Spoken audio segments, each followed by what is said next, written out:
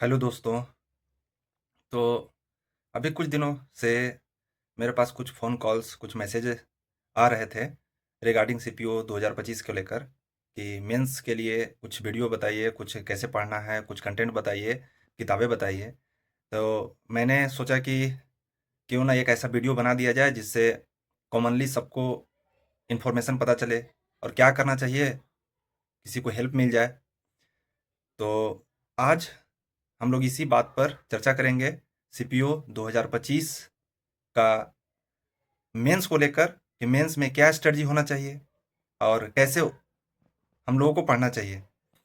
तो इससे पहले भी मैं एक वीडियो बनाया था 2025 सीपीओ को लेकर, लेकिन उसमें मैंने मेनली सीपीयू के फिजिकल के बारे में बात किया था। लेकिन आज उसी वीडियो का एक कंटिन्यू पार्ट है जिसमें हम लोग मेंस की बात करेंगे। उसमें फिजिकल की बात की, अब इसमें मेंस की बात करेंगे। हम लोग समझेंगे कि अभी आने वाले टाइम में फिजिकल भी होगा, मेडिकल भी होगा, मेंस भी होगा। मतलब सीपीओ 5 स्टेज में होती है, तभी पहला स्टेज पूरा हुआ है, फिर दूसरा स्टेज फिजिकल होगा, उसके बाद फिर मेंस होगा। तो एग्ज़ाम में आपका जितना नंबर होगा उसके आधार पर आपकी अपना चॉइस का पोस्ट मिलेगा। तो एक एग्ज़ाम आपका हो चुका है, तो अगले एग्ज़ाम को लेकर आपको तैयार रहना होगा ताकि अच्छे जितना स्कोर कर पाएँ उतना बेहतर होगा। अभी आपका फ्री हुआ है, इसके बाद आप मान के चलिए कि आपके पास अभी लगभग 5 महीने टाइम है मेंस होने के लिए। 5 महीना से कम नहीं मिलेगा बल्कि ज़्यादा मिल जाएगा। तो 5 महीने में अगर सही में प्लानिंग के साथ काम किया जाए ना, तो बहुत अच्छा स्कोर किया जा सकता है। अगर प्लानिंग करें तो प्लानिंग में ज़ीरो से लेकर प्रो तक कैसे करें, इस पर हम लोग चर्चा करेंगे कि शुरुआत मतलब एकदम ज़ीरो बात कर रहे हैं, वहाँ से लेकर एक अच्छे नंबर कैसे लाए सकते हैं, 170 180 नंबर तक कैसे लाए जा सकते हैं, उस पर हम लोग चर्चा करेंगे। वीडियो शुरू करने से पहले एक बात कि वीडियो को आप देखते हैं लेकिन सब्सक्राइब नहीं करते हैं, तो प्लीज़ आपसे रिक्वेस्ट है कि आप सब्सक्राइब ज़रूर करें ताकि मेरा भी मनोबल बना रहे और आगे फर्दर सीपीओ को लेकर और भी अदर एग्जाम एसएससी को लेकर हम लोग इस पर चर्चा करते रहेंगे। तो आप भी अपडेट बने रहेंगे, इसलिए आप सब्सक्राइब करिए ताकि हमसे जुड़ पाएँ, कनेक्ट रहें। और सब्सक्राइब करना भी तो एक फ्री का चीज़ है, तो उतना तो आपसे मैं एक्सपेक्ट कर ही सकता हूँ कि आप करिए, ज़रूर करिए। तो चलिए अब हम लोग बात करेंगे मुख्य अपना मेंस के बारे में। चर्चा करने से पहले एक और मुख्य बात है कि मुझे विश्वास है कि आप पूरा वीडियो देखिएगा। वीडियो थोड़ा लेंदी होगा, लेकिन आप पूरा वीडियो देखिएगा तो मुझे पूरा विश्वास है कि आपको इसके बाद दूसरा वीडियो देखने की ज़रूरत नहीं पड़ेगा और आपको पूरा हेल्पफुल मिलेगा। तो आप वीडियो पूरा देखिए, उसके बाद सोचिए कि आपको करना क्या है। चलिए हम लोग स्टार्ट करते हैं सीपीयू 2025 के मेंस के बारे में। तो देखिए, बेसिकली सीपीयू 2025 के मेंस को हम लोग दो भागों में बांटेंगे कि कैसे तैयारी करना है। तो एक भाग जो होगा मेंस का, मेंस की तैयारी के लिए एक भाग होगा स्टडी, मतलब जो मुझे पढ़ना है कि रिसोर्स कहाँ से होगा, तैयारी कहाँ से करें, मेरे पास नोट्स कहाँ का होगा, वो स्टडी की पार्ट हो जाएगी। और दूसरा पार्ट होगी जो टेस्ट का, कि जो मैंने दिया, जो मैंने पढ़ा।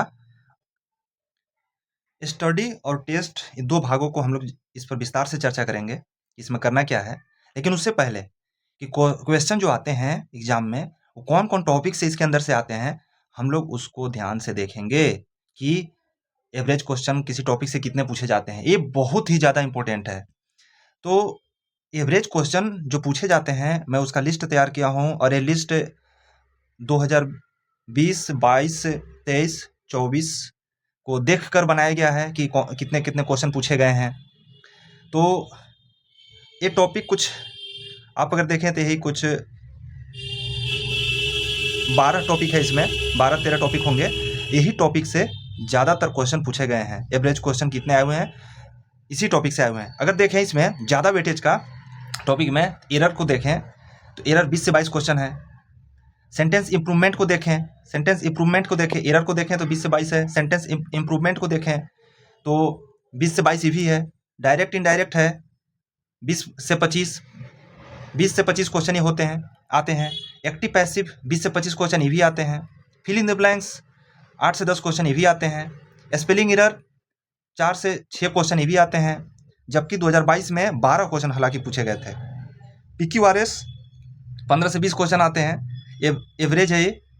आप मानकर चलिए, आप तैयारी रखिए। आगे है पैसेज 25 क्वेश्चन आते हैं, लेकिन 2023-16 में 30 क्वेश्चन पूछे गए थे। तो passage 25 question, cloze test 25 question, idioms 8 से 10 ही भी आ जाते हैं। एंटोसाइनो 5-5 क्वेश्चन ऐसे एवरेज के रूप में है। हालांकि 2022 में 13 क्वेश्चन था, 2022 में 13 क्वेश्चन था, और 2022 में ही साइनोनिम्स 11 क्वेश्चन पूछे गए थे। वन वर्ड 10 से 12 क्वेश्चन है। इस तरह से टोटल मिलाकर आपका 200 क्वेश्चन हो जाएंगे, जो इसी टॉपिक से पूछे जाते हैं, इसी टॉपिक के इर्द गिर्द पूछे जाते हैं। आपको इससे ज़्यादा नहीं पढ़ना है, इसी को मान के चलिए आप कि जब भी आप देखेंगे प्रीवियस ईयर तो आपको यही दिखेगा। तो बहुत इंपॉर्टेंट ये सब सारे टॉपिक हैं, और यही टॉपिक को ध्यान में रखकर आपको तैयारी करना है। तो चलिए, पिछली बात हम कर रहे थे कि ये तो ध्यान में आपको रखना ही है कि क्वेश्चन कहाँ से आ रहे हैं, एवरेज क्वेश्चन कहाँ से पूछे जा रहे हैं, कौन सी टॉपिक हो। आप ये रट लीजिए, बल्कि हमेशा आपके फिंगर पर होना चाहिए कि कौन सा टॉपिक से कितने क्वेश्चन आ रहे हैं। बहुत इंपॉर्टेंट है। जब आप एनालाइज करिएगा अपना टेस्ट को, तो आपको याद रहेगा, तो आप समझिएगा कि मेरा सेक्शन में कमजोर है। तो अगर मान लीजिए आपका एरर कमजोर है, तो आप समझिए कि एरर कमजोर होने से 20-22 क्वेश्चन आपका नुकसान जाएगा। ये बहुत जरूरी है समझना कि कौन क्वेश्चन कहाँ से आ रहे हैं। आधा तैयारी तो आपकी यहीं से हो जाएगी। तो हम लोगों ने मेंस को 2 भागों में बांटे थे, स्टडी और टेस्ट। तो स्टडी और टेस्ट के रूप में बांटे थे। तो सबसे पहला पार्ट हम लोग स्टडी पर चर्चा करते हैं कि स्टडी में हम लोग करेंगे क्या और कहाँ से मेरा रिसोर्स होगा। तो देखिए, स्टडी को मैंने एकदम क्लियरली 2 भागों में बांटा कि जो ऑलरेडी क्लास से पढ़ चुके हैं, क्लास कहीं लिए थे और क्लासेस से वो पढ़ लिए, या कोई इसी इंस्टीट्यूशन में वो अपना क्लास पूरा कर लिए हैं। तो जो क्लासेस किए हुए हैं, जो किसी इंस्टीट्यूशन ट्यूशन पढ़कर वो अपना स्टडी मटेरियल इकट्ठा किए हैं, उनको तो दिक्कत ही नहीं है। वो तो आराम से अपने नोट्स को, अपने किताबें को, जो वहाँ पर टीचर बताया है आपको वही पढ़ना है, बाकी कुछ नहीं पढ़ना है। बार बार उसको रिवीजन करते रहिए। दूसरा, जो सेल्फ स्टडी है, मैंने सेल्फ स्टडी किया था।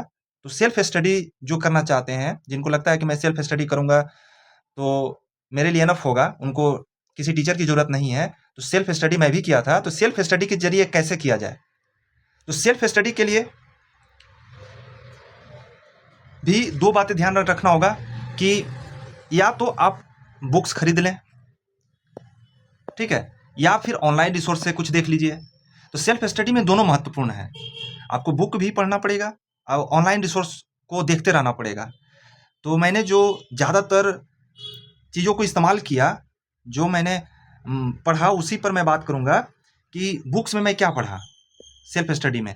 तो बुक्स में मैं ग्रामर, मतलब बुक्स को भी 2 पार्ट में बांटिए अगर, तो ग्रामर और वोकैब है।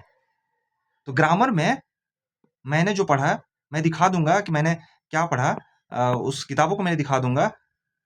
तो मैंने नीतू मैम का जो वॉल्यूम 1 है, वॉल्यूम 1 बहुत ही इंपॉर्टेंट है ग्रामर के लिए। आप इसको एक तरह से रट जाइए पूरा, जितना मल्टीपल बार पढ़िए, 40-50 बार पढ़ जाइए इसको, पढ़ कर एकदम सब पूरा बात समझिए कि है क्या इसमें। ज़्यादा है नहीं, ज़्यादा टाइम नहीं लगेगा, बहुत अच्छी किताबें हैं, आप इसको पढ़िए, बहुत ही काम देगा आपको। और आपको इसी टॉपिक के इर्द गिर्द वहाँ पर पढ़ना है, जो इसमें टॉपिक दिए हुए हैं, जो क्वेश्चन आते हैं। तो नीतू मैडम का वॉल्यूम 1 वोकैब के रूप में सबसे इंपॉर्टेंट। नीतू मैडम का वॉल्यूम 1 में भी कुछ वोकैब है, इसमें भी कुछ वोकैब है, लेकिन वॉल्यूम 1 के लिए इतना वोकैब से काम नहीं चलेगा। मतलब वोकैब के लिए वॉल्यूम 1 में जितना दिया उससे काम नहीं चलेगा। तो आप ब्लैक बुक का किताब पूरा रट जाइए, उसमें भी कितना। तो बुक में ग्रामर में नीतू मैडम का वॉल्यूम 1 बहुत इंपॉर्टेंट है। और वोकैब के रूप में जो नीतू मैडम का वॉल्यूम 1 है, उसके जो पीछे दिए हुए हैं वो तो इंपॉर्टेंट है ही, बाकी ब्लैक बुक को आपको पढ़ना है। और ब्लैक बुक को कितना पढ़ना है, आप इसके अकॉर्डिंग देख लीजिएगा कि इसके अकॉर्डिंग आप पढ़िएगा। उसमें बहुत कुछ दिया हुआ है, बट इसके अकॉर्डिंग, जैसे कि इडियम, साइनो, एंटो, वन वर्ड, ये मोस्ट इंपॉर्टेंट है। तो वोकैब का और मतलब ग्रामर का और वोकैब हो गया, बुक का काम हो गया। अब ऑनलाइन रिसोर्स में बहुत सारे हैं, लेकिन वहाँ पर भटकना नहीं है।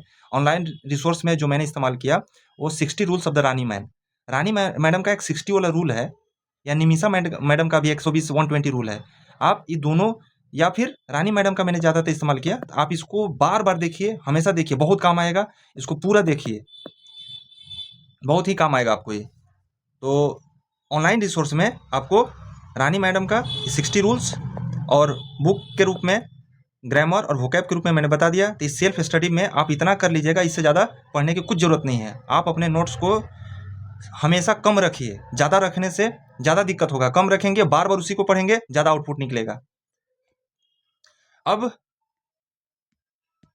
हम लोग स्टडी की बात कर लिए, अब हम लोग टेस्ट की बात करेंगे कि टेस्ट कैसे देना है। क्योंकि स्टडी कर लिए तो उसके बाद आउटपुट हम लोग को देखना होगा कि कितना बन रहा है क्वेश्चन और कहाँ पर दिक्कत आ रही है। ये टेस्ट में ही मुझे पता चलेगा। तो टेस्ट को देखने के लिए, टेस्ट को मैंने कैसे इस्तेमाल किया उस पर बात करेंगे। तो टेस्ट को देने के लिए सबसे अच्छा प्लेटफॉर्म टेक्स्ट बुक, इससे अच्छा कोई प्लेटफॉर्म नहीं है। और भी प्लेटफॉर्म हैं, बट मुझे सबसे बेहतर लगा था इसमें। तो टेक्स्ट बुक को आप दीजिए, और टेक्स्ट बुक में जहाँ पर भी इंग्लिश की बात किया गया है, एसएससी के जितने भी क्वेश्चन पूछे हुए हैं, पूरा का पूरा आप दे सकते हैं। सेक्शनल टेस्ट दे सकते हैं, टॉपिक वाइज टेस्ट दे सकते हैं, पूरा देकर खत्म कर दीजिए। लगभग आप मानिए कि 20 से 30 हजार अगर 20 से 30 हजार अगर आप क्वेश्चन अटेम्प्ट कर लेते हैं, अगर क्वेश्चन अटेम्प्ट कर लेते हैं टेक्स्ट बुक का, तो आप समझिए कि बहुत ही परिपक्व पूरा आपका टॉपिक कवर हो जाएगा। फिर सप्ताह में एक दिन आप टेस्ट जरूर दीजिए। सप्ताह में अभी आपके पास टाइम है तो वीक में 1 टेस्ट, फुल टेस्ट, वो भी फुल टेस्ट जरूर दीजिए। वीक में फुल टेस्ट जरूर दीजिए एक। और सेक्शनल टेस्ट डेली दीजिए, डेली सेक्शनल टेस्ट दीजिए। दूसरा, ऑनलाइन टेस्ट होते रहती है सप्ताह में एक बार, संडे के या फिर सैटरडे फ्राइडे के कभी कभी होते रहता है। आप जरूर उन लोगों का टेस्ट अटेम्प्ट कीजिए। और जैसे कि आरबी का है, आरबी का मैं देता था, टेक्स्ट बुक का तो था ही, ओली बोर्ड का देता था, टेस्ट रैंकिंग का देता था। तो आप इस प्लेटफॉर्म का इस्तेमाल कर सकते हैं। और भी आप जो प्लेटफॉर्म जानते हैं उसका इस्तेमाल करके आप ऑनलाइन टेस्ट, जो लाइव टेस्ट होता है, ऑनलाइन मतलब लाइव टेस्ट जो है वो जरूर दीजिए, बहुत ही फायदा करेगा। तो आप लाइव टेस्ट दीजिए। तो इस प्रकार से आपका सीपीओ 2025 के मेंस में स्टडी और टेस्ट को कैसे करना है, मैं सारे बात इसमें आपसे चर्चा किए। और भी अगर आप ये जानना चाहते हैं कि रिवीजन कैसे करें, इतने सारे टॉपिक्स हो जाएंगे किताबें, और इस शुरुआत में लगता है कि पता नहीं कैसे करें, तो आप रिवीजन जानना चाहते हैं तो जरूर आप कमेंट करिए।